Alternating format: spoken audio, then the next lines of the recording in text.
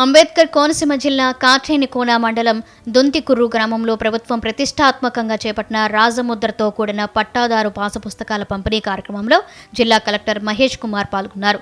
రైతుల సమస్యలను అడిగి తెలుసుకుని రీసర్వే ప్రక్రియ, పాసు పుస్తకాల వివరాలపై వారికి అవగాహన కల్పించారు.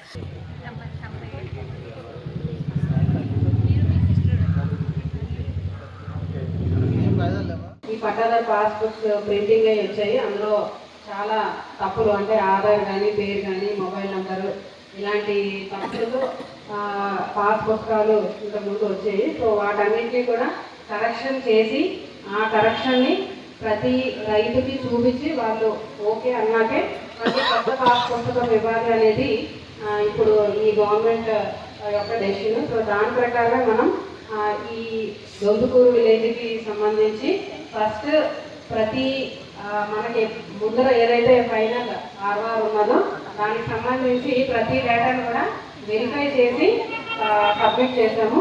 కొంతమంది తప్పులు నేను పెట్టారు, కొన్ని జాయింట్ ఎల్పిఎంస్ ఉన్నాయి.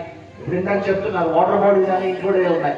సో వాటర్ బాడీస్ కూడా కొంచెం ప్రాపర్గా మీ కోఆర్డినేషన్తో రెవెన్యూ డిపార్ట్మెంట్ స్టాఫ్తో, సర్వే డిపార్ట్మెంట్ స్టాఫ్తో కోఆర్డినేట్ చేసుకుంటే ఆ జాయింట్ ఎల్పిఎంస్ ని ప్రాపర్గా సబ్ డివైడ్ చేయడం జరుగుతుంది. మీకు అందరికీ జాయింట్ ఎల్పిఎంస్ అనే ఐడియా ఉందా? మీకు ఇష్యూ ఉంది కదా.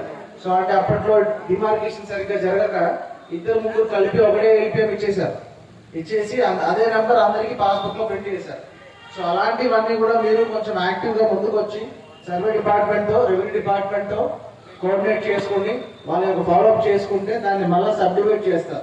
భూముల విషయంలో సరిహద్దు తగాదాలు తలెత్తకుండా ప్రభుత్వం స్వయంగా రీసర్వే నిర్వహించి స్పష్టమైన హద్దులతో కూడిన భూమి రికార్డులను సిద్ధం చేసి రైతులకు అందజేస్తుందన్నారు. ఈ కార్యక్రమంలో ప్రజాప్రతినిధులు, రెవెన్యూ శాఖకు చెందిన పలువురు అధికారులు పాల్గొన్నారు.